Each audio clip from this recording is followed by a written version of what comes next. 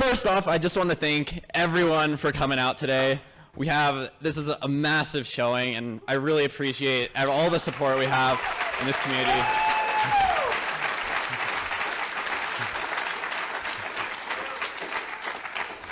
We've had some absolutely amazing, beautiful talks today, and I look forward to Rick Strassman's speech, the breathwork ceremony, just everything that's coming up.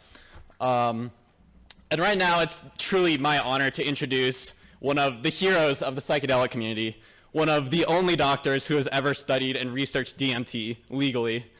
I'd like to introduce Rick Strassman. Thank you.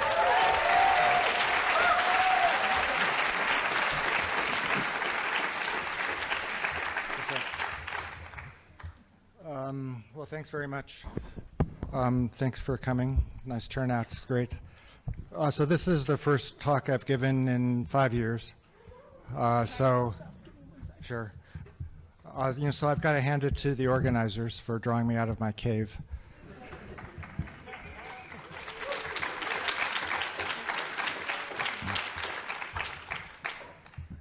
Yeah, I unplugged it. Sorry.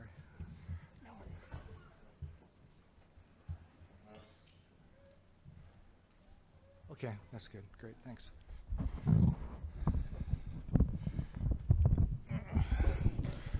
Okay, so I've got a lot of slides and a lot of material, so I'll just get started and see how far we get. So I want to give a big, thanks to the organizers, to the university, and to all of you for attending. I couldn't quite tell what to call this place. Is it Colorado University or the University of Colorado? And so I went back to my hotel and just wrote university on this slide. So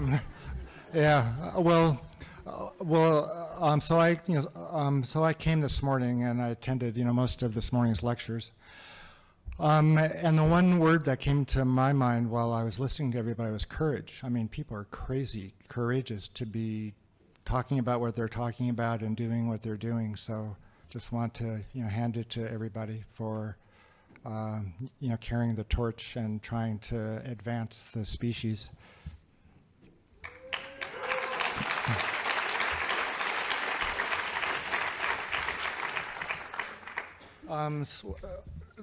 If you have questions or, well, if you want copies of my slides,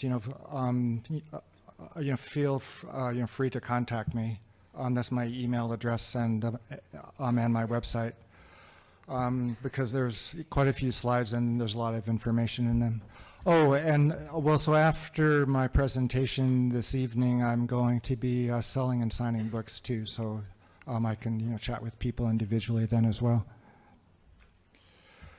So the guiding principles, for the work after I completed my DMT study 20 years ago now, were the words of two mentors. One was a psychiatrist, Daniel Friedman, whose mantra about psychedelics were, if, so what? If DMT, causes these effects, so what? What's it good for? What does it mean? What can we learn from it? Well, and another mentor was Dr. Willis Harman, who founded the Institute of Noetic Sciences. And the comment that he made to me one afternoon was that we had to, at the very least, enlarge the discussion about psychedelics. So at that time, that was in the early 90s, it was purely the brain chemistry model, some of the psychotherapy work. Those two ideas have been prompting me to continue with this work in a direction that some people have found surprising, and I suppose I ended up feeling as surprised as anybody else. So quite a few of the speakers have reviewed the psychedelic drugs. And they modify every component of consciousness, perception, emotion, mood, somatic body sensations, mental processes, cognition, volition, and will, sense of self. So one thing that people have spoken about is considerations in what to call these drugs. And there's a number of considerations, scientific versus popular, political correctness, and the baggage which has accrued. But the most important, I think, is accuracy. So the most common terms are psychedelic. The next most common term and the most common term you'll come across in the medical and the legal literature is hallucinogen. A more common expression is entheogen. And some older ones or more obscure ones are terms like psychotomimetic, consciousness or mind expanding, psychointegrators, or empathogens or entactogens.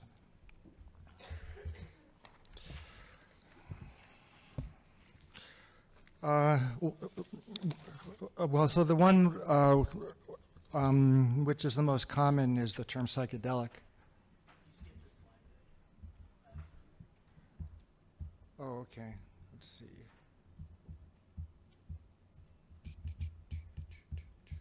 Okay, there it is. Yeah. Because it's the most generic term, I think it is the most accurate. Because these drugs can do anything. So quite a bit can happen. Maybe not much might happen at all. It might be good, might be bad, might be spiritual, might be boring.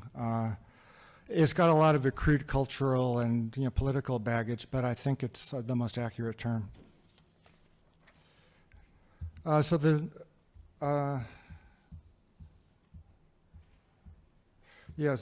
next most common term is hallucinogen. But that's kind of a loaded term because voices, so visions and the voices aren't invariant, and it kind of begs the question regarding what is a hallucination, and it also, I think, overall judges the state as pathological, and the experience or what you're perceiving as unreal.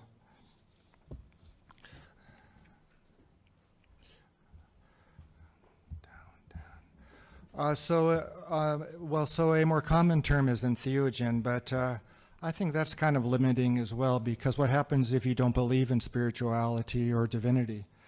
Can an atheist or a radical materialist have an entheogenic experience, and would they even want to take one in the first place? It would kind of close off a significant segment of people that might be interested in these substances. Psychotomimetic we can dispense with. It's not anything anybody would ever want to take. But still, it is being used in the European literature and especially the German literature. It's kind of interesting how that term has lingered. So there's the expression, consciousness expanding or mind expanding, but I think that kind of is a pigeonholing kind of term too, because your mind might contract.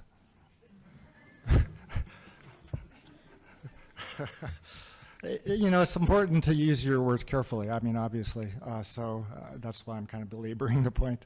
So Michael Winkelmann, developed an expression, psychointegrator, but it's the same problem. Your mind, may disintegrate instead.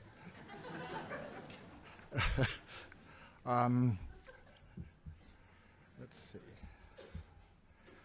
So Dave Nichols, developed the term entactogen or empathogen, in other words, to increase or to generate empathy or feeling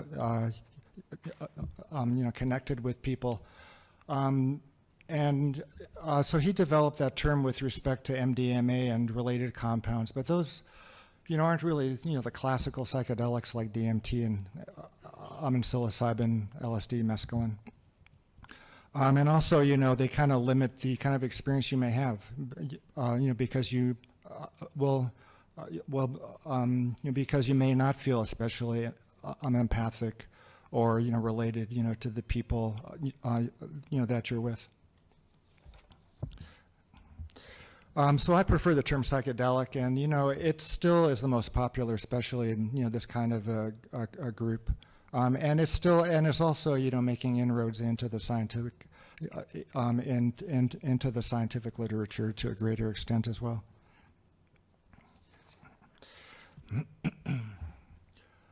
So there's all kinds of applications of the psychedelic, drug state. The one I'll be emphasizing this evening is from the perspective of religion and spirituality.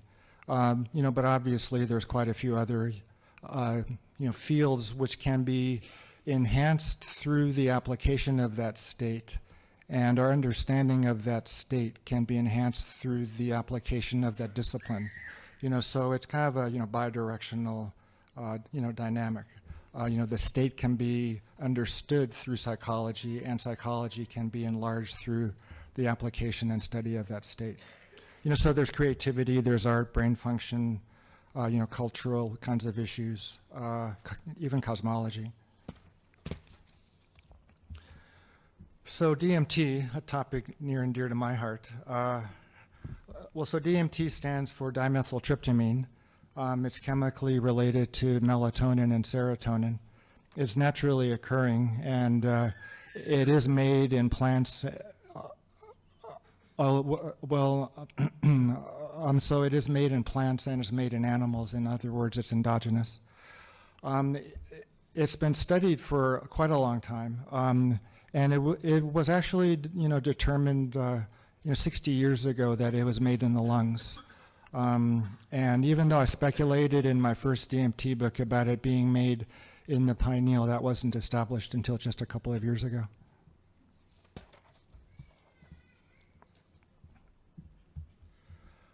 So it was, first discovered in psychedelic, plants in the 1940s, and then was discovered to be psychoactive in the 1950s, and then it was, then it was determined, to exist in the body fluids and the body tissues of, mammals. I think starting off with, it began with rabbits and then rodents. Mice and rats, and then it was discovered in humans. Spinal fluid, blood, and urine.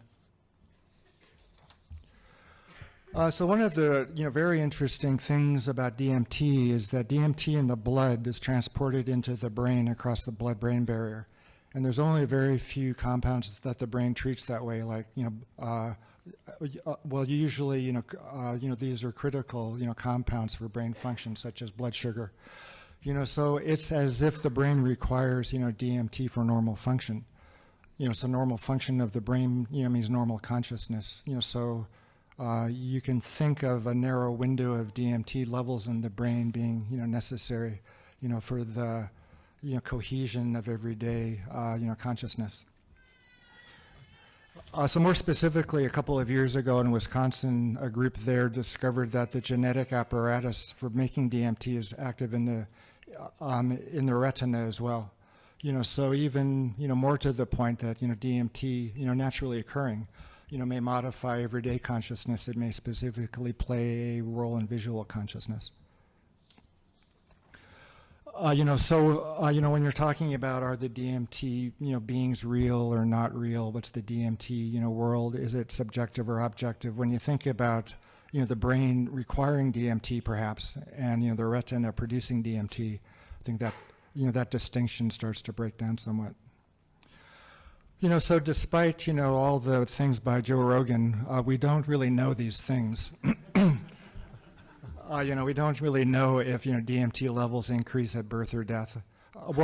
So I speculate about those things in my DMT book, but I don't think I, made the distinction that, as clear as I could have regarding what's speculation and, what is known. Also, we don't know if, normal concentrations in the body increase in non-drug states that resemble DMT states, like so like near-death experiences or dreams, meditation, contact experiences with aliens. And also, I get an email probably once a week about somebody's got a calcified pineal, and they're working on decalcifying their pineal, and they want to let me know how it's going. So there are no data that pineal calcification has any like effect on anything other than perhaps, melatonin concentrations go down.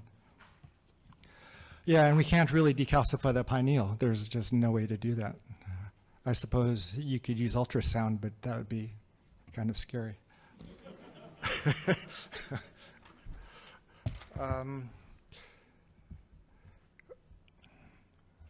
Okay. I'm sorry, there's we don't know if DMT does.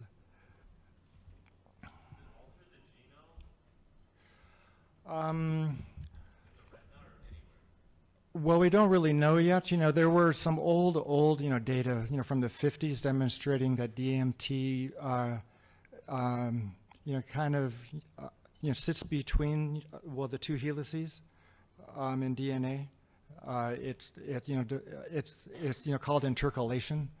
But that was only one study that I know about, and it's almost 60 years old. So, like with respect to transcription or gene activity, I'm just not sure. That's a good research question. Well, so after DMT was discovered in the human body, people were interested in its relationship to psychosis, and so the emphasis of the first wave of studies was on the relationship between schizophrenia and concentrations of DMT in the blood compared to normals. Differential responsiveness in schizophrenics to DMT compared to normal responses. And, there were some early attempts to blockade, DMT synthesis in schizophrenics in order to, modify their symptoms. But, those, projects never, got off the ground after the Controlled Substances Act.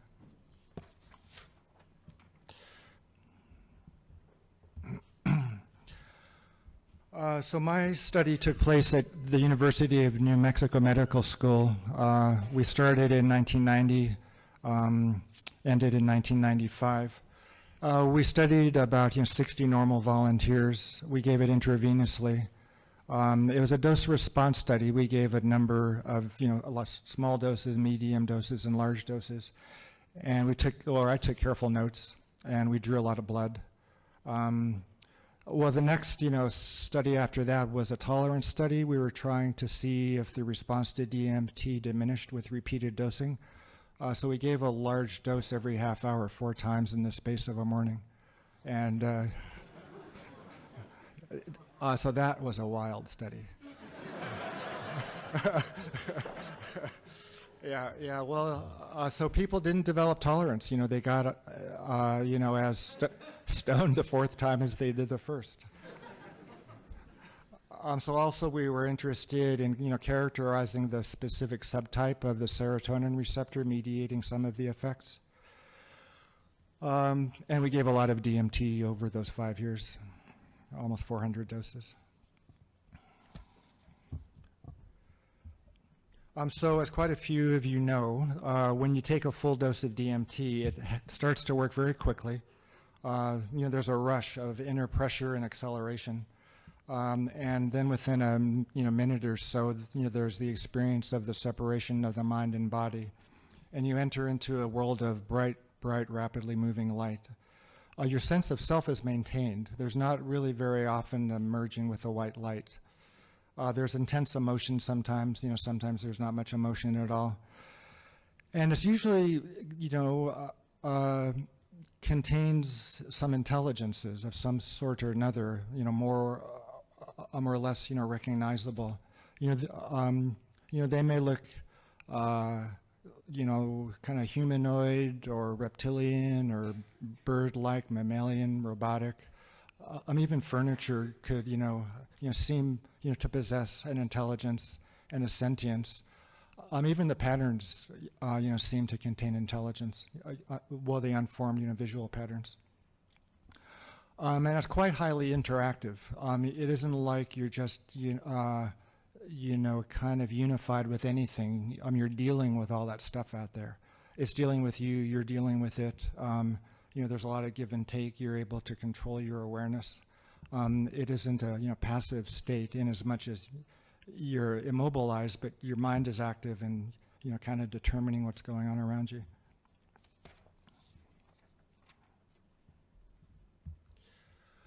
So, since I stopped my work 20 years ago, I've been, thinking about it, obviously, most of the time. And so one of the, things that has been helpful in thinking about the spiritual or the religious, properties of these, substances, more of any spiritual experience is to dichotomize them between, what I call a mystical unitive state and an interactive relational one. In the mystical unitive state, there's no perceptions or verbal content. The sense of self dissolves into the white light or the ground of being or emptiness. And it's the goal of, of the mystical, traditions, like Zen, Kabbalah, Christian mysticism. And I suppose if you wanted to summarize that kind of state, it's being one with God. So compared to that is the kind of state I've referred to as the interactive relational one. The sense of self is maintained. You willfully interact with the concepts and images that are found in this state. And that's more typical of the Old Testament or Hebrew Bible prophetic state. And you're being with God. You're interacting with God as opposed to becoming one with God.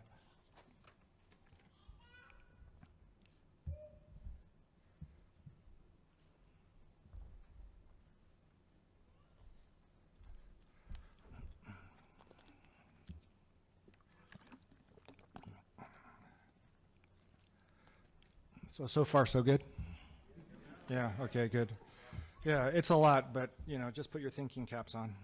And, this is a smart group. The models. So what is the nature of the DMT world?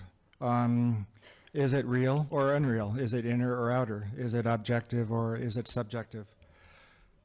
And so also, what is it good for? Other than, it's interesting. It's unlike anything else you'll ever see. But still, what's it good for? Other than, I guess, convincing you that, there is, something else than this. So the first, three models I'll be discussing, I'll propose the unreality of the DMT state. The first one is the brain biology model, neurotheology. It's your brain on drugs. DMT, generates, the visions and the voices. And, things are configured that way in order to, to bestow evolutionary advantage, to people that have those kinds of experiences. You might be more altruistic. You might be more empathic or compassionate. You might be more creative. The other model, which posits, the unreality of the state is, the psychological model. It's your mind on drugs rather than your brain on drugs. And it's, symbolic representation of unconscious mental processes or, contents. And the state exists in order, to heal. So I was trained in the Zen, sect of Buddhism. I don't know, much about the Tibetan, sects. So in my speaking about, Buddhism, I'll be speaking about Zen. I studied and trained under the supervision of a, Western order for over 20 years. And it was quite influential in my DMT work. We supervised, sessions, kind of, from a Zen, sitting position, or mental attitude anyway, mental sitting. It was mostly hands-off, and if it, but if we needed to be, more active, we were there like that. Also, Buddhism was quite instrumental in my developing a new questionnaire for the DMT state. It was based on the skandhas of the Abhidharma school of psychology, categorizing all mental experiences through a number of discrete categories. So also, Zen influenced my, feelings about, what the ultimate, goal was going to be of a high dose of DMT. I expected it would be like the enlightenment state, like a Kensho experience, merging with emptiness, non-verbal, non-imageful, non-relational. So the Zen approach to, and also, Zen was important, just because of, my relationships with the monks and the lay people in the community, because if there weren't, if it weren't for psychedelics, I don't think there'd be any Western Buddhism. All of the monks at that monastery in their early 20s tripped on acid. They got a totally different view of things, and they said, I wonder if there's some, way to apply the insights I glimpsed, to integrate the experience, to make it more part of my life. And, for them, they chose the Zen approach. So there were, a number of, ways in which, Zen was quite influential. But their response, or their concept of the visions and the voices it's your mind-brain complex on drugs, and they are the mental detritus that are being shed on the way towards the formless, enlightened state, and they're best ignored, and also not objectively real.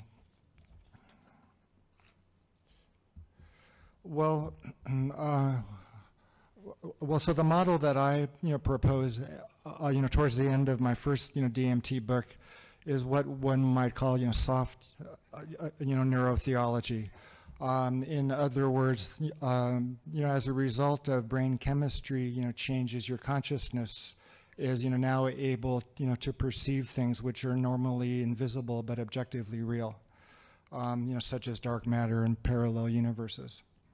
And also it would provide the ability to interact with and apprehend the contents of those parallel sorts of worlds, ongoing parallel levels of ongoing reality. So that proposes the reality of the DMT world. So shamanism also proposes the reality of the DMT beings and the DMT world. And specifically, specifically, for goals, like for healing, for harming, locating lost objects, for the benefit of the community. So in comparing, religious models and, scientific models, concerning, the nature of the DMT world, they're both interested in these previously invisible worlds, and also they provide mechanisms by which to understand what's happening. So one of the advantages of the religious models is that they suggest why things are configured in this way, like a purpose, as it were. It's a reflection of a higher order of intelligence or wisdom or will. Also, the religious, models extract, meaning, from the state, as opposed to only information. And, so that could include, things like ethics and morality, theology. Also, they, as compared to, scientific models, are concerned with the crucial issue of integration, of applying and integrating the information one is able to extract from the psychedelic state, or from any spiritual experience. Okay, so in speaking about different religious models, I'm kind of talking, concerning these things to people interested in, the religious applications, or the religious qualities of these experiences, as opposed to the creative or the artistic or the or for pleasure or for fun, or for occult purposes, or what have you. So this is more geared towards people who think about these things within the context of their spiritual attributes and their own spiritual growth. So each of them has got strengths, and each of them has got weaknesses. So I talked about Zen briefly. The two drawbacks, when you're looking at the DMT state and you talk to people that have experienced DMT, The problem, with the Zen, model is, first of all, the DMT experiences isn't anything like a Kensho or an enlightenment, at least, the ultimate state. And also, the visions and, the voices are, considered unreal.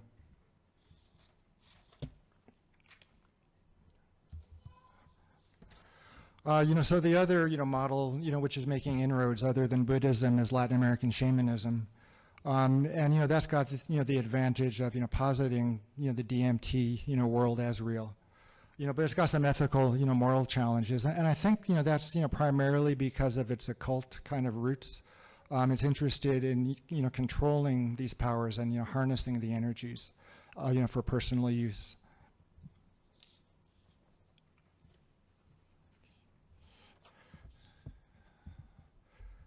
So they're both non-Western as well.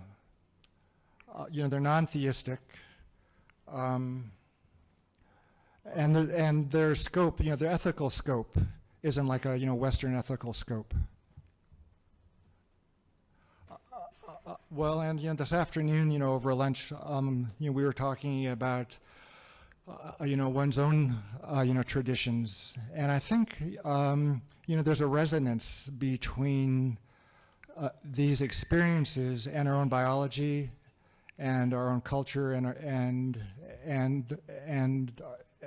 our own psychology, which doesn't quite hold with foreign imports, as it were. We just have a lot more of a history, biologically, energetically, with our own tradition.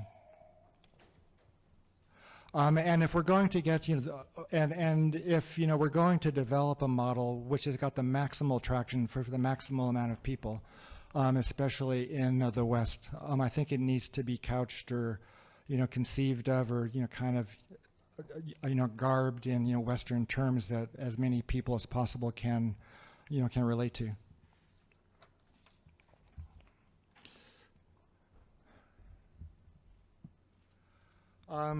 Okay. So that being said, if we're going to be looking at a spiritual, model for the DMT state, it needs to be interactive, relational. It needs to, posit the effects as entering into a, world that's as real or more real than everyday reality, and it, needs to be kind of, based in terms that as many people as possible can relate to. Okay, so take a breath. I'm going to start talking about the Hebrew Bible and God and prophecy. So put on your open-minded caps and take off your anti-God, anti-Bible, anti-Israel caps. And think about these things with as open point of view as you can. It's quite heady stuff, and the first version of this talk was really abstract and theological, and I fell asleep while I was giving the talk. So I think if I can kind of alternate between my own journey into this world and the more abstract ideas, that might keep your attention. So a number of years ago, almost 20 years ago, I published an article in Tricycle magazine about sitting for sessions, and it was about the relationship between Buddhism and my DMT work. And that was the end of my relationship with my Zen community. Ultimately, they just couldn't see the two being discussed in the same breath. So parting roots, or parting ways. I went back to my roots. And I stumbled upon this book called The Kabbalah of Envy by a Portuguese rabbi named Nilton Bonder. And it was a small little book, and it completely blew my mind. I was as impressed with his stories and his logic and his train of thought as I was the first time I read Buddhist sutras. Like, it opened up an entire new way of looking at the world. And there was one story in the book in particular about an argument between a couple of farmers about tools. kind of lend you this, will you borrow that, will you break it? I'm a better man than you if I lend you this, because you won't lend it to me. So it was Jewish, but it was still it was an extremely refined way of looking at interactions, and it was a spiritual approach. Because the way that you lend something to someone, or you borrow something from somebody, can be played out at every level possible, at the interpersonal, at the psychological, the cultural, the anthropological, between states, between markets, between the spiritual, world and yourself. So it, discussed, things of great import, of a, vast perspective, but at a, truly intimate level, on the interactions between you and somebody else, arguing about a tool. So I was thinking, well, where did this come from? And so I was interested in, finding out, what his, sources were. And, the primary one was the Hebrew Bible. So it was back to the Hebrew Bible, which I had, kind of, turned my back on, 40 years, hence. So let's do some Hebrew Bible 101. It's a collection of 22 books written in you biblical Hebrew. It's not Kabbalah. Kabbalah is a later development. Kabbalah is kind of mystical. You try to you merge with God. There's the white light and those kinds of things. And if you just are staying within the confines of the Hebrew Bible, it isn't mystical at all. It's extremely gritty. It's interactions, and there's no mystical experiences described at all, or mystical unitive experiences. They're all interactive, relational.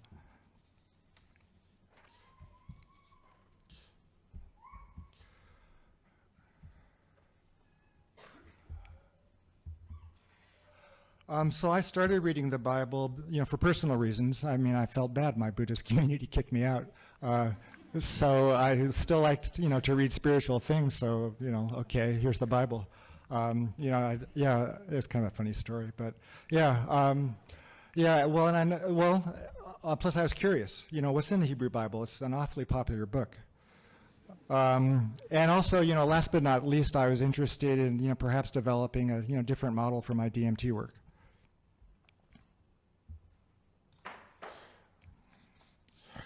So the prophetic state, most people think about, the prophetic state or, prophecy, like as, foretelling or predicting, but that's an artifact of the Greek translation of the word for prophet in Hebrew.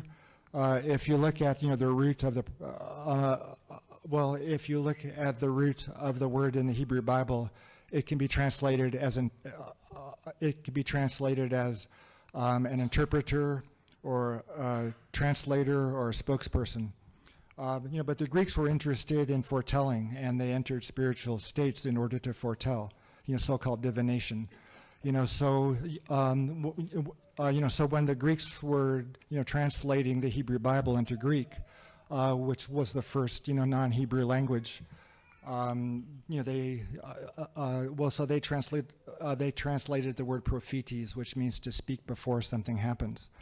So that's that's the reason that the concept became associated with foretelling and predicting. So I define it more generically. It's any spiritual experience that's obtained by any character in the Hebrew Bible. So that could be the canonical prophets like Isaiah or Ezekiel. It could be like a herdsman whose name you'll never know. But it's any experience of, visions and voices, inspiration, any kind of out-of-body experience.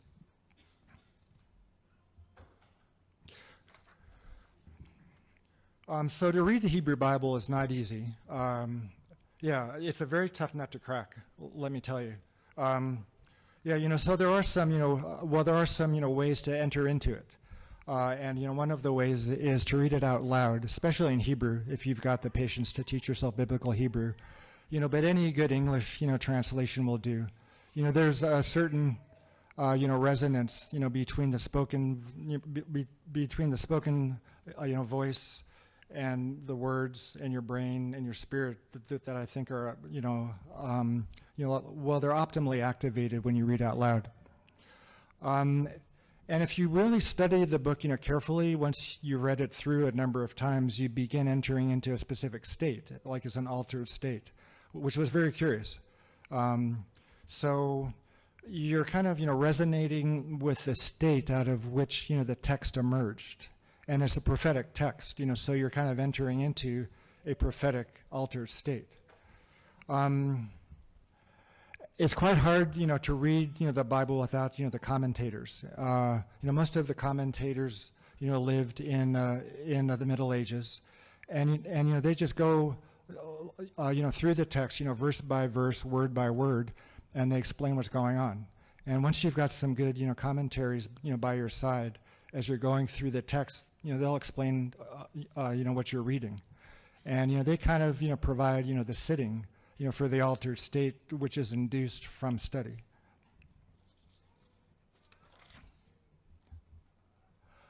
Yeah, so if you want to, get a, sense of the, psychedelic quality of, some of the visions in the Hebrew Bible, the first chapter of Ezekiel is pretty DMT-like.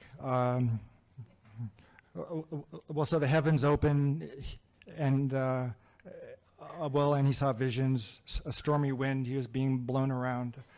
There was a, great cloud, flashing fire, brilliance all around, lightning, and, beings emerged, from the fire with a number of different, faces. They ran to and fro without their legs moving. Their backs and wings were full of eyes. The beings were flying through space. The sound of the wings, the expanse over their heads like blue sapphire or like a rainbow. It's just too much for Ezekiel, and he just falls down. And, so the angel picks him back up and starts speaking to him. Pulls him by the hair, carries him through space. What could be more DMT-like? Well...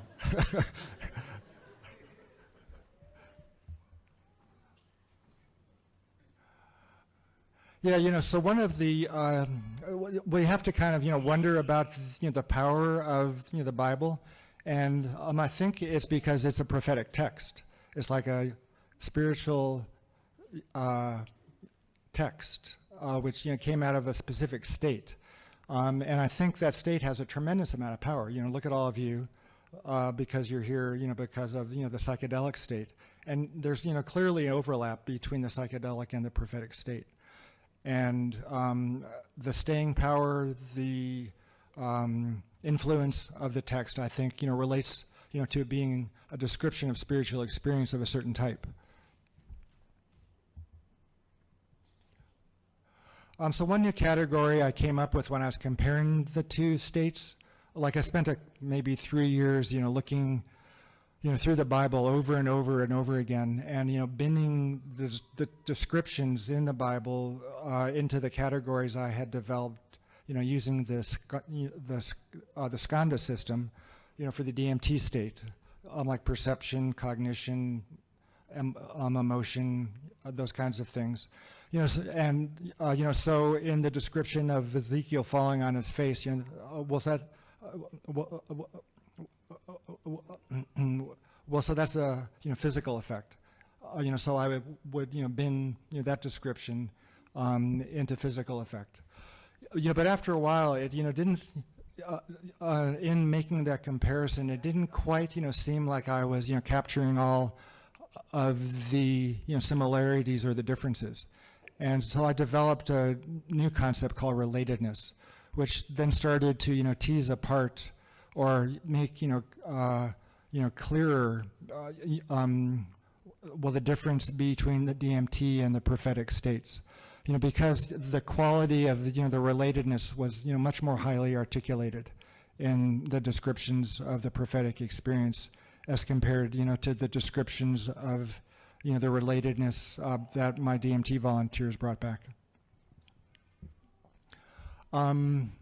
So it's a means of communicating, and primarily verbal.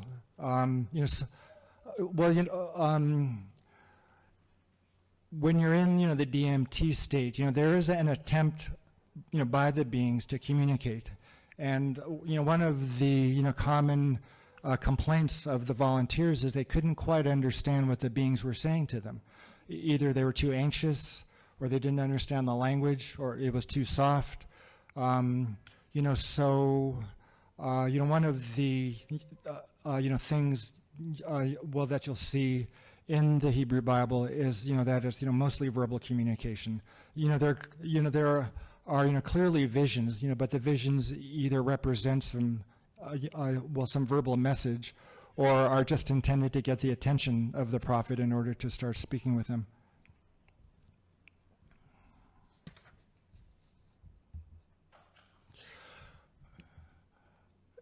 So if you start to, so when you begin to do deep study of the text, it is an altered state, and it is stimulated by, and it resonates, with, the visions and the voices and the feelings.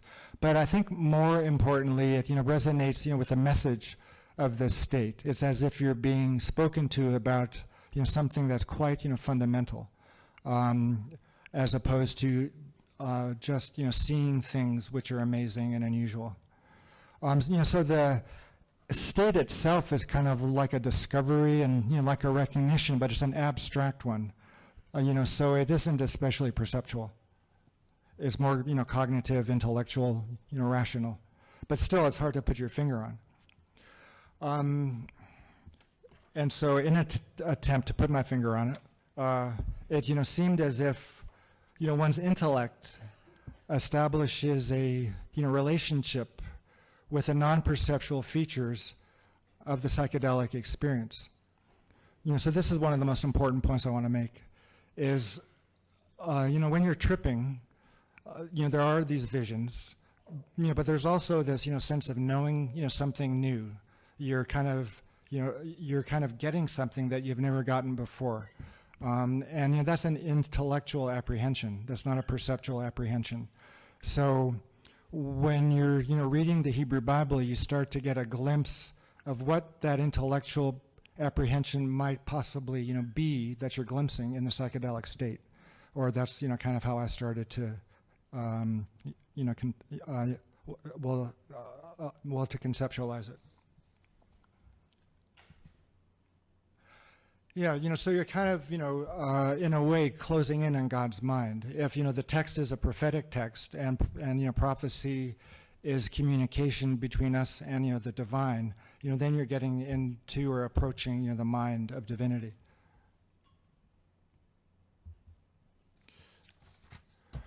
So I, kind of like this. It's got some advantages. Compared, to the current models. I'm sorry? Okay. Yeah, it will kind of, it will place, words around the, fundamental information, which is only hinted at or intimated at or alluded to in the perceptual and the emotional components of, the psychedelic experience. So it, so it's a verbal experience. It's an abstract experience. You can't really draw it. You can't sing it.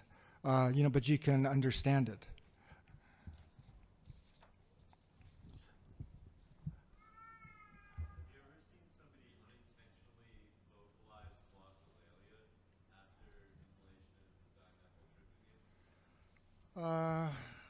I think one guy, yeah.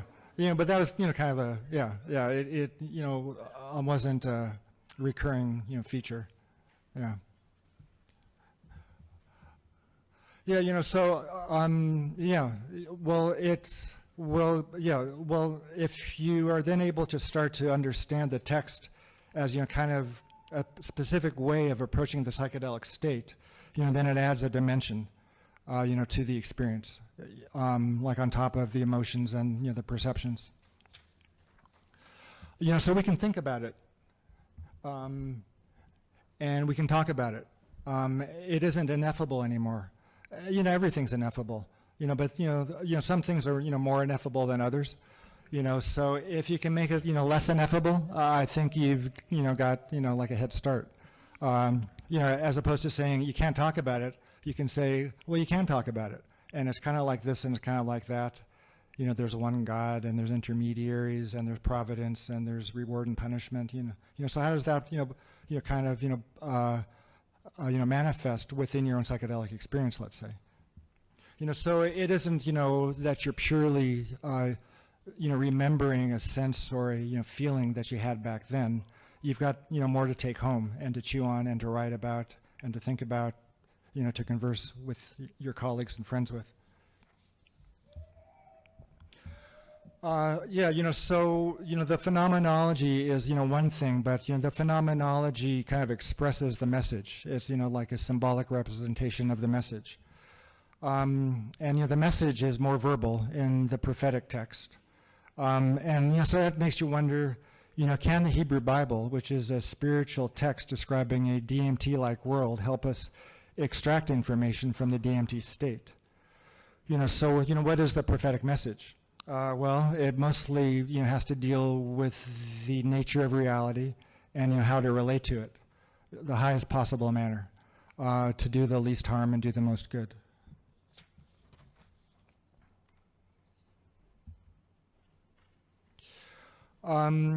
So this is kind of just there. So the prophetic state is an interaction between the person and either God or God's angels, God's intermediaries. One of the interesting things about the prophetic experience too is it is verbal, intrinsically verbal, as opposed to the enlightenment state, which is intrinsically nonverbal. Like when Moses was on the top of the mountain and received the Ten Commandments, those were words. So the peak of his experience as a prophet was verbal, as opposed to coming down from your kensho or your enlightenment, and then deriving teachings or ethical beliefs like after the fact, like if there is no so if things are impermanent and there is no self, then specific things follow, like you should be kind, you should give charity, you should be a doctor, you should be patient, that kind of thing. But with respect, to the Bible's, state, it's a purely verbal message, so it's, part and parcel. So the two main teachings of the Bible, have to do with God and the Golden Rule. And when you're thinking about God, so when I was thinking about God, I had a hard time with that. Like, what's a God? And, is, God like a man with a beard who is in heaven and gets mad and throws lightning bolts if you do something wrong? But that was, kind of the way I used to believe when I was 6. But I had, been through a lot, and especially all that Buddhist, training was quite helpful in providing me a, toehold for understanding God. And so one of those, toeholds, was the whole concept of cause and effect. So cause and effect, teaches that everything has a beginning, exists, and then drops off, and then stops existing. So I thought one of those questions which are not conducive to enlightenment, which is what came before cause and effect. If everything begins, exists, and ends, then, cause and effect must have begun, exists, and then ends. So I began to, mull over, could you, think about a creator of cause and effect, something which, established, the law of cause and effect. That both created the law of cause and effect and also sustains it, like at every moment. Because cause and effect can end any time, and it, can end right now. So it's got to be sustained. So I, then started to think, well, that could be, one definition of God is, the creator and, the sustainer of, cause and effect. So if you look at the concept that way, you could look at, God as, both existing before cause and effect and also after cause and effect. So it isn't contained within space or time, but it created space or time, and space or time are within God, as opposed to God, being within space and time. So if you have, somebody or, something, that's created something, that explains, why, there is, something as opposed to nothing. And it also can explain, why things, are the way they are. So the natural laws are, self-evident in a lot of ways anyway. You can study them carefully, objectively, but the moral laws also, follow the law of, cause and effect. So that also kind of sprung from my contemplation of, Buddhist ideas, because, cause and effect, didn't seem, morally neutral. They, seem to encourage certain behaviors and discourage others. Like, for example, I was hiking one day and I was angry at somebody and I was plotting revenge. And I stubbed my toe. And I thought, well, that's kind of painful. So I thought, well, that's strange. Why didn't my plotting revenge, make me, turn into a refrigerator? But instead I stubbed my toe. So I thought, well, that's cause and effect. And, there's all this, psychology, my unconscious, those kinds of things. But that just explains how it works, rather than, why things are set up that way. So that also, got me, thinking about, God as the, creator of natural law and moral law. They both, kind of devolve from the same source. And, they both reflect a, specific kind of intelligence, certain kind of will.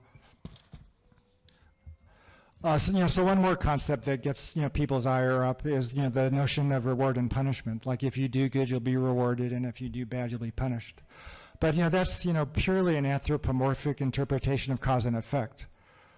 As opposed to, to saying my stubbing my toe was the end result of a cosmically vast, chain of cause and effect. I could say, God didn't really, design humans to continue being angry. They were going to be, punished and discouraged from being angry and plotting revenge. But it's, the same thing. It's just a different way of describing it or, calling it something else. Okay, so thanks. Well, so prophecy meets the DMT state. Well, they're both interactive and relational. They both propose that the state is more real than real. Both of the states are, full of beings, and they both contain information. One is more or less, verbal than the other. Can you wait? Yeah. So I, came up with a new model to kind of, counterbalance the, neurotheology model. And, this is what I call, theoneurology, which is kind of a, top-down model, as opposed to the bottom-up, neurotheological model. So hopefully, people will think about it and begin developing it. And hopefully it will integrate theistic and materialistic models. So it will include both rigor and wisdom. And ultimately it's based on medieval metaphysics, from Maimonides in particular. And it proposes mostly or more or less that the activation of our intellect and our imagination takes place by God. So the activation of our imagination is responsible for the contents of the state, the visions and the voices. And the activation of our intellect, then allows us to extract the meaning, from those visions and those voices.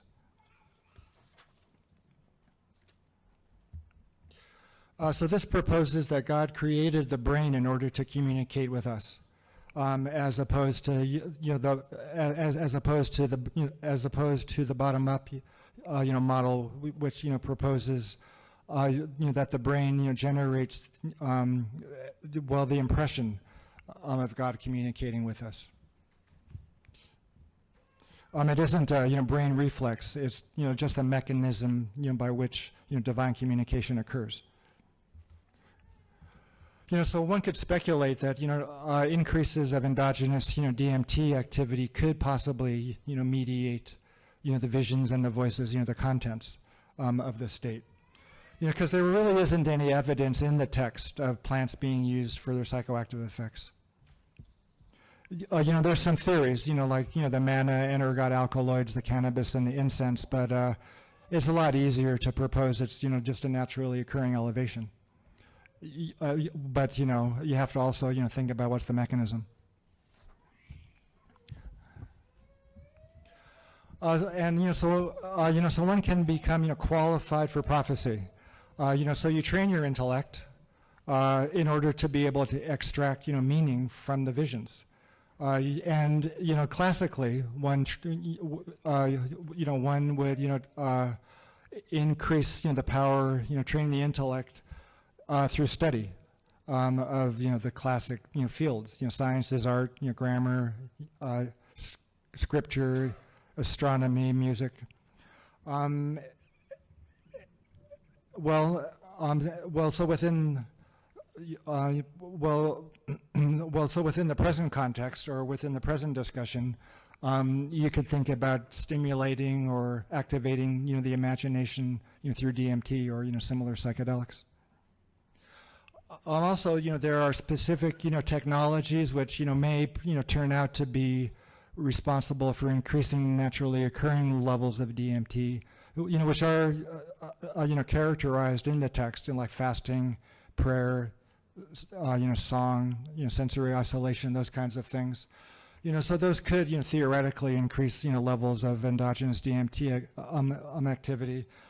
But ultimately, the arbiter of, the, contents of the visions and the capacity to extract information from them, in the context of, in the context of, this model, is divinity, as opposed, to the ultimate, arbiter, being ourselves.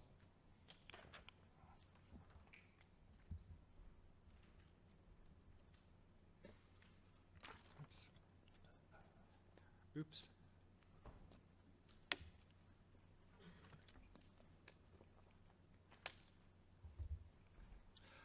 Well, so being qualified still, isn't enough to become a prophet. You have to be in, the right place and the right person, the right time, and, the right need. The divine determination of the content and the interpretation. So, one could conceive of divine influence alone being responsible for increasing DMT activity. It's, what's called efflux or overflow, divine overflow. That's a medieval term. So that could, theoretically increase activity of DMT. So just smoking DMT does not make you a prophet. That's what I want to say. DMT does not a prophet make. So about 2,000 years ago, the rabbis declared an end to prophecy, and that was kind of hard to describe or to countenance from a biological point of view. There's nothing biological that happened 2,000 years ago, and spiritually it's kind of a crapshoot too, because if you become qualified for prophecy and there still is a need, then you have to resort to the miracle of withholding of prophecy within a qualified person. So that's kind of a stretch. So ultimately, I think it was a political decision, because prophets are rabble rousers, they're persecuted, nobody likes them, and, the Romans were occupying Judea at the time, Christianity was coming up and competing with, Judaism, so, the rabbis just kind of, closed ranks and said there's no more prophecy, it's all in the text. And, that was true, but it also kind of, marginalize the prophetic experience, even though the rabbis themselves, continue to partake, and the more mystical, sects of Judaism over, the millennia, continue to have, their own prophetic experiences. So, there are two, the information in, the text kind of discusses my relationship with the spiritual world and the relationship, with everything else, so to speak. And, so there's the one God, the divine, source of everything we seek at the highest level. And it's the thing we wish to be loved, by and to love and to know and to be known by. So you can intimate that within the psychedelic state. But if you've got the focus like, okay, the most ultimate thing to be loved by and to love is this, and the most ultimate thing to be known by and to know is this. It can help with your focus, if you're able to focus. Okay, so the other aspect of the message of the text is relating to everything else other than the spiritual world, and so that's the golden rule, which is in Leviticus, and the golden rule in the Hebrew Bible is different than the golden rule in the Christian Bible. In the Hebrew Bible, it's a little more elevated, it's a little more idealistic, I suppose. Love your neighbor as yourself, as opposed to as opposed to treating others as you would like to be treated. So this speaks about love, for example, rather than narcissism or self-servingness. I don't want to start a sectarian war, but that's just my impression. So the world to come is quite interesting. It's kind of alluded to in the later prophets like Isaiah, Joel, and Amos. That group. And they speak about this thing called the end of days, or the end of history, or the end of the world, and it's incorporeal. If you read the descriptions, so nobody dies, nobody gets sick. It's almost as if you're able to occupy the same space as somebody else, and it's quite DMT-like. Like the heavens rip, the mountains melt, things like that. So I've kind of developed this crackpot theory that it could be a description of what would happen if the genetic apparatus for DMT synthesis was turned on in every organism that possessed it at the same time. It would almost be like a biological description of the rapture. And there's all kinds of fiendish schemes one could come up with along those lines, like putting the DMT activating gene in a common cold virus and release it, and those kinds of things. But you can speed up the world to come, apparently. In the text, they say, in its time I will hasten it. So it's got a prearranged time, and if it never happens, it's going to happen. But we're encouraged, to bring the world to come on. I'm sorry? We can talk about that maybe after. Okay, yeah. Or I guess when I'm signing books too.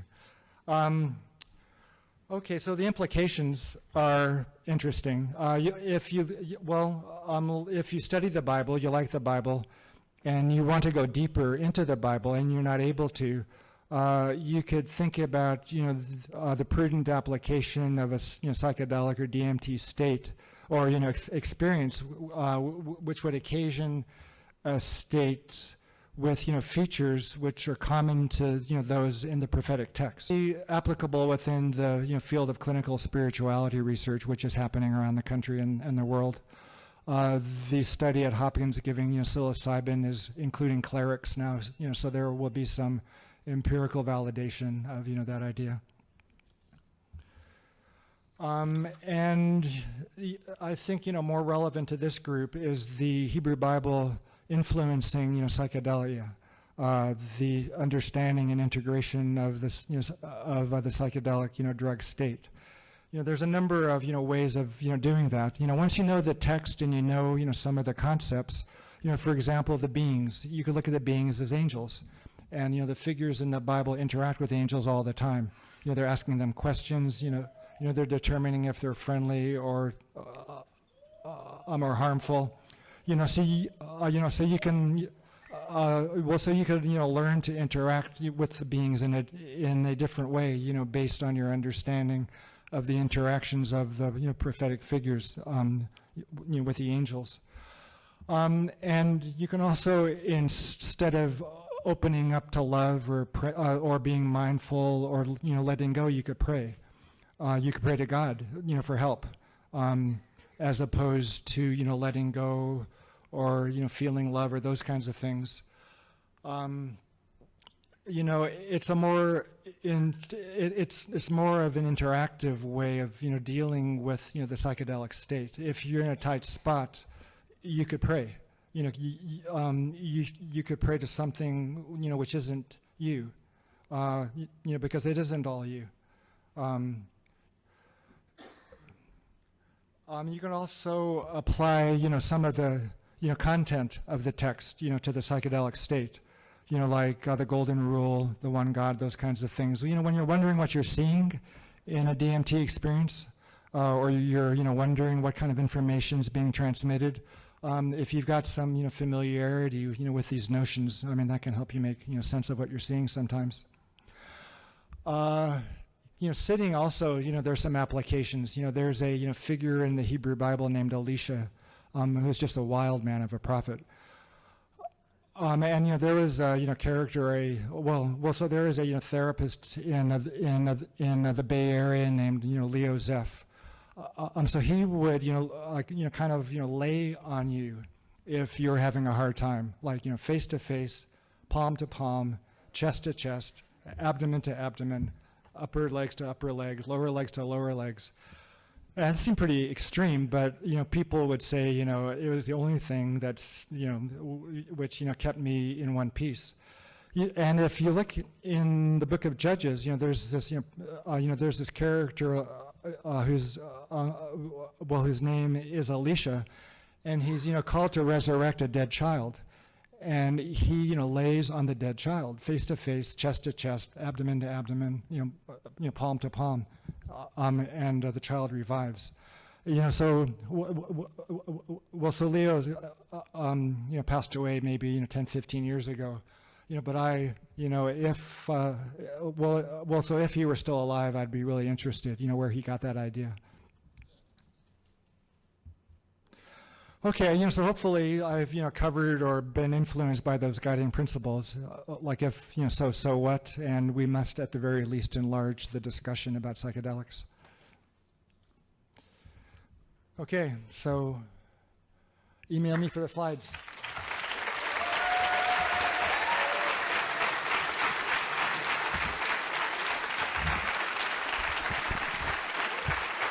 Thanks.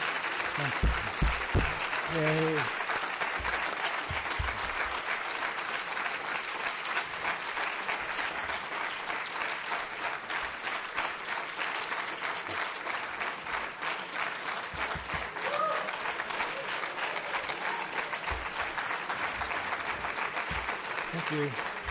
Thank you. Well, thanks. Well, the last time I gave a talk was, 5 years ago, and man, it was in New York, and people were really edgy about this. So, I've done all of my ideas and the way to present them a little better. Yes.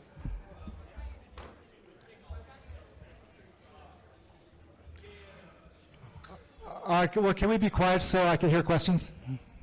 Yeah. Well, I was interested in. Oh yeah. So the question was, how I got interested in DMT. So I was always interested in, the biological bases of spiritual experience. So I began with, looking at the pineal gland and melatonin. Gave a lot of melatonin to people, and it was, pretty mild. And in the meantime, I learned about DMT, and changed my focus. Yes.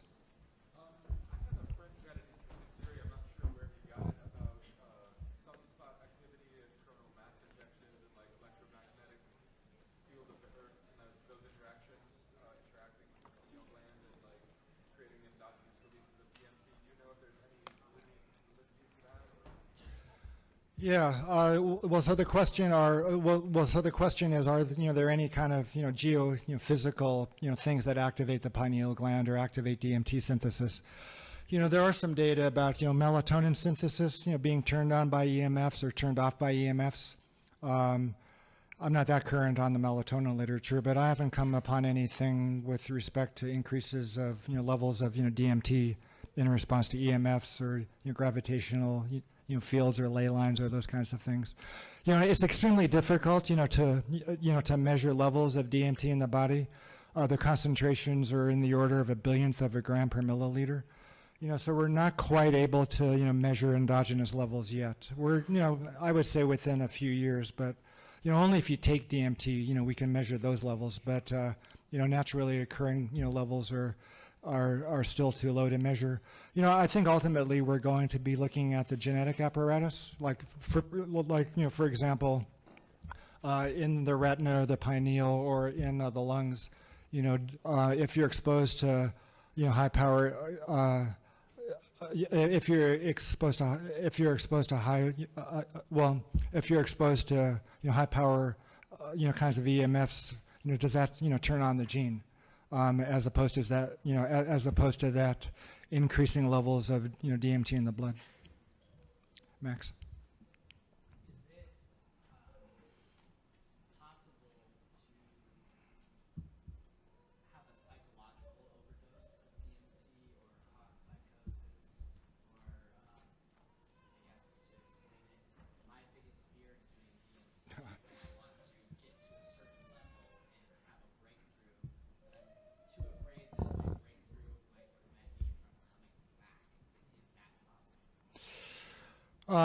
Yeah, it's possible. Well, every few months I'll get an email from somebody with the subject line, "Your book and my son."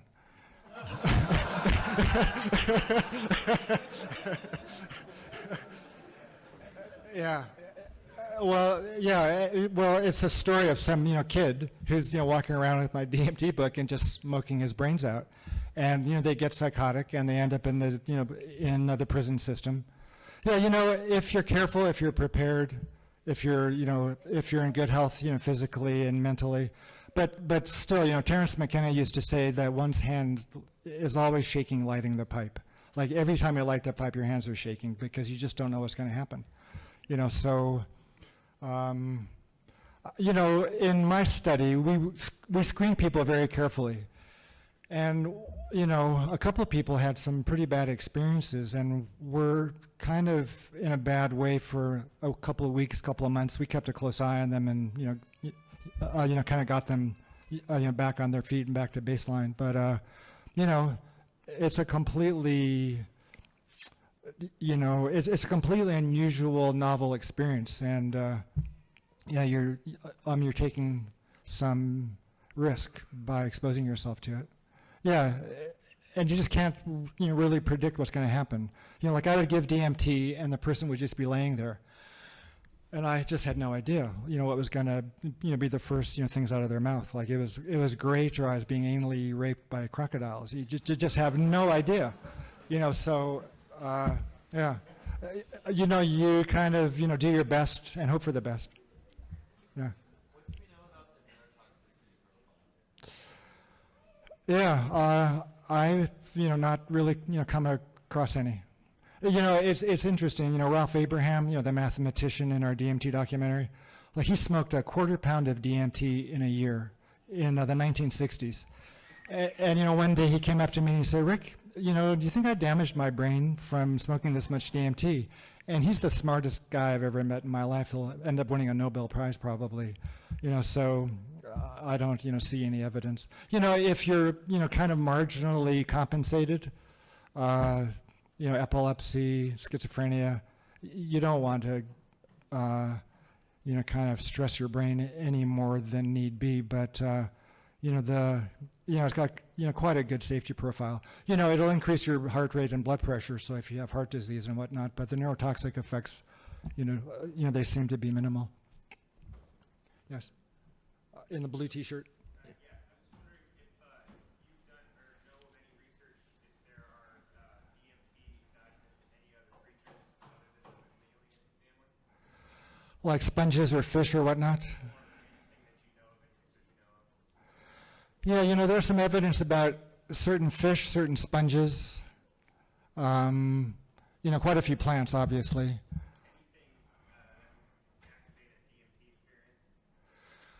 Well, the concentrations are just, are quite low and hard to measure. But, quite a few people also contact me and they say, I get to the same place with meditation, or I get to the same place with hypnagogic things, or lucid dreaming. And, they describe some pretty DMT like experiences. So I've got kind of a stock answer that, To the extent, that a non-drug state resembles that brought on by giving DMT, there's got to be something, comparable going on biologically. Yes. You, yeah.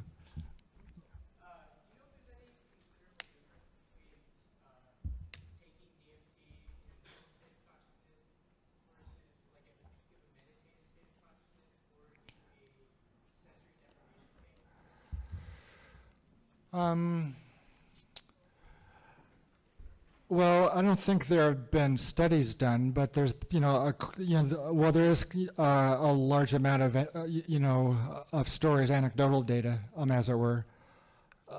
People smoking, DMT as, they're peaking on LSD. People smoking DMT in a tank, like an isolation tank. I've not heard of people smoking DMT as they're meditating, but I'm sure it's being done as we speak. Yeah, yeah. But I haven't, seen any papers, let's say, peer-reviewed scientific literature. So we hear that DMT, God can use DMT to communicate with humans and whatnot. But since the end of prophecy, is that state after that time period, is that not of God, or is that some other place? Right. Yeah.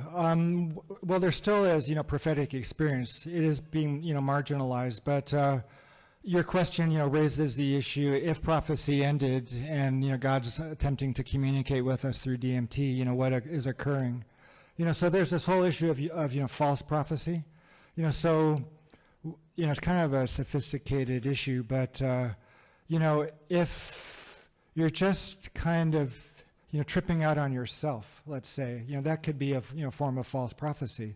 It can look divine, sound divine, but if it's just being generated from your own personality, let's say, and it's quite hard to tell what's what. The gold standard for the criteria is it consistent with the one God and the golden rule, and anything which countervenes that is called false prophecy. And even if it's spoken by a true prophet, so it gets kind of complicated. I guess, one of the things I'm keen on is, kind of rejuvenating the prophetic tradition. So, even if, prophecy ended, that, doesn't mean we can't work on rejuvenating it or bring it, back to life. So that's one of the reasons that I'm putting this, theory out there. It'll also speed the world to come, I believe, which will be a very nice place. Yes. Prior to doing your studies, did you have a personal reference point for DMT? And the second part of the question is, given the constraints of doing a formal study the way you had to do, how do you assess the impact of the constraints, medical setting, muscular injection rather than vaporization, these kind of things? Yeah. Well, the first question I just never answer. Yeah, I mean, why? Yes. So the second question, is, the constraints of, the medical setting. And, it was the worst and the best possible place to take DMT. There's people on the ward, getting experimental chemotherapy, puking, dying. There's plumbing. There's crash carts walk up and down the hall. But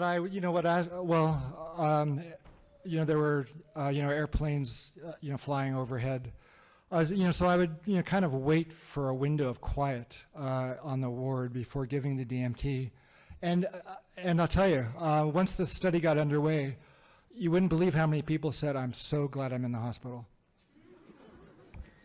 Because if anything horrible happened, they could just be taken care of like that. Yeah. So like on top of that, they were completely wired, with an IV in one arm, an IV in another arm, and they were completely helpless. They just could not resist. They were completely, wired.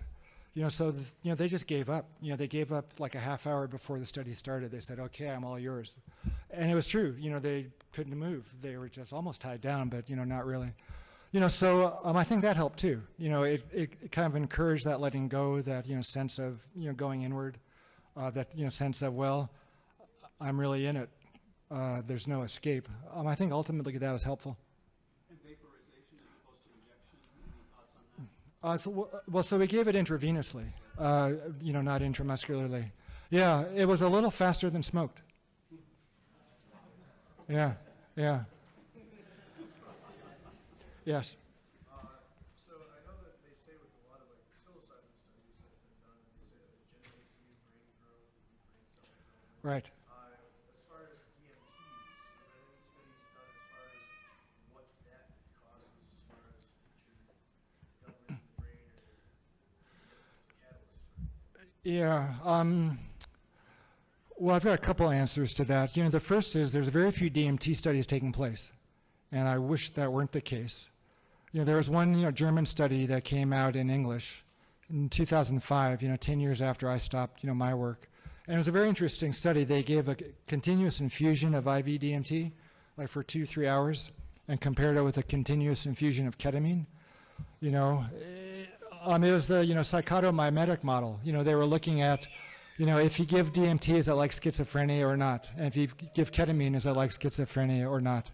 But human studies, that's it with pure DMT. Like there was mine and there was hers. And you can't get any information from her about what happened to her volunteers. They were normal volunteers, but, she stopped doing that research. She said the Germans were discouraging experimental studies like that. So I think something weird went down and she just doesn't want to talk about it. So it's a crying shame that there's not more human DMT studies taking place. There's ayahuasca research in Spain, but there's no pure DMT studies. I just received an email this afternoon from a group in the UK that's doing those LSD and psilocybin studies, and they're, gearing up to do a study of DMT. So, I was encouraged to hear that. In terms of the brain genetics or cellular effects of DMT, that's not really been worked out that much. There's a Hungarian group and a Wisconsin group, that are looking at the relationship between, the sigma site and, DMT. They seem to be expressed at the same time and next to each other, physically. So there could be, some relationship, between the sigma site, which is where, PCP and ketamine act. And DMT synthesis in nerve cells, but it's but the field's in its infancy, and we just need a lot more research. Yes. So you said something about opening your mind and dark matter and other parts of the universe that you can't really. Is there any reason, or what's the thought behind that? Makes you think that we might actually be interacting with something real that is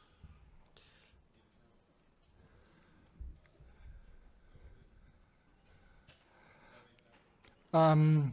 Well, are you asking about?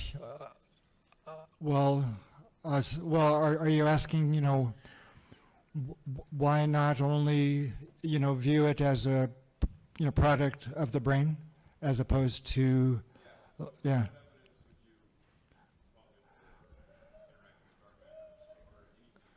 Yeah.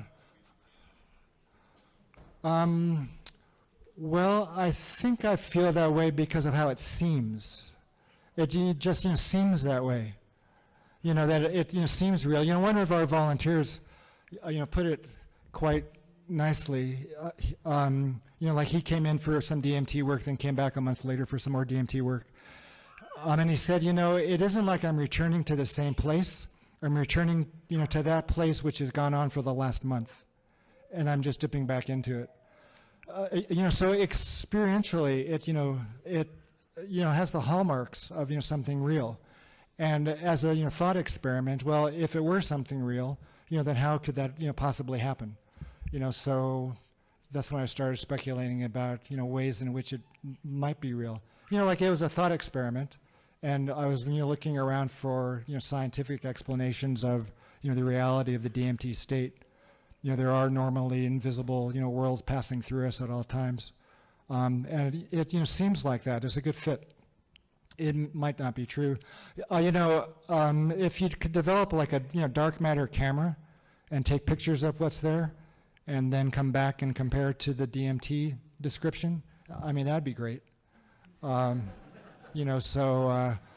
time to develop a dark matter camera. Dark matter, you're making claims about physics, right? And the smartest people that talk about dark matter, they have no idea, and they're just trying to detect it in some way other than, watching galaxies spin faster than they should. Right. So, it seems like a really large leap from there, but if there's more evidence that Yeah. Well, yeah. It's a huge leap. Yeah. But still, so next week there's going to be a small meeting in England of some big thinkers, and they're going to start working on a competition to the person who can prove the objective reality of the DMT beings. And some physicists are going to be there, some mathematicians are going to be there, brain scientists. So as crazy an idea as it is, yeah, it's going to be north of London. Yeah. Let's see. Okay, you. So you were talking essentially about DMT, like religious model, but then you're coming from a science background and you're talking about a lot of science studies. What do you feel that science is necessary to understand religion, or I guess more broadly, just like for what is for you the relationship between science and religion? Well, I think, so religion ends, or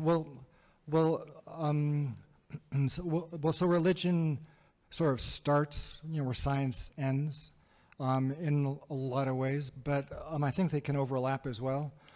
One of the advantages of, science is the peer review. There's really isn't much, peer review within, the religious, traditions, which is, one of the reasons of its, being abused, for so many thousands of years.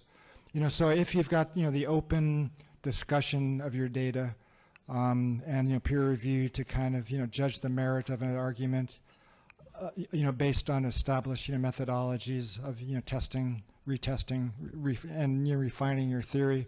I think that would benefit religion. It would bring some rigor to it, which I think it lacks.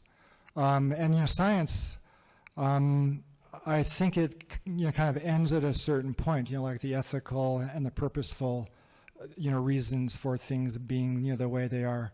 It isn't in their charge. They're just not that interested in it, and one ought not to expect it. So religions, I think, can help with that kind of an overlay. Well, does that, somewhat answer your question? I mean, I guess if you feel that religion kind of starts where science ends, then kind of why science? Why not just go straight with the religious route? Well, because religion can, you can become superstition, which is one of the things that a true, religion wouldn't, necessarily, fall into. It would be more of trying. Right. Well, superstition. Well, so superstition, primarily, feeds on hope and fear, as opposed, to the awe of what's around you and trying to understand it and get, close to God for that sake, for the sake of getting close to God, rather than the fear of being punished or the hope of, something better. Like a, I guess a, truly religious person, really doesn't care. Just because, their goals are kind of, beyond the purely personal. So why do we need science? Yeah, I think, just to keep religion in check and, to make it honest. Let's see. Yes. What do you make of the suggestions that DMT-containing plants such as Syrian blue and acacia were used in biblical times in the East? Well, there's some support for that, but not a lot. Yeah, I don't think it really, helps explain the phenomena. It isn't described in the text, really. There's the incense, But the incense was only inhaled by a very, very small number of people. Not the prophets. The prophets weren't priests. They didn't really do the service, of, going into the temple, smelling the incense and whatnot. Yeah, and, all of the group, visions that occurred in the desert didn't, necessarily occur as a result of exposure to the incense or any burning plants. Acacia, the burning bush, and Moses, that's, one experience. And, the rest of the time, Moses was, never around a burning bush. And I think you can spend a lot of time looking for plants and fungi and stuff and get a bit distracted from, the text itself and what it's, trying to convey. Okay, oh yeah. Okay, well, great, thanks.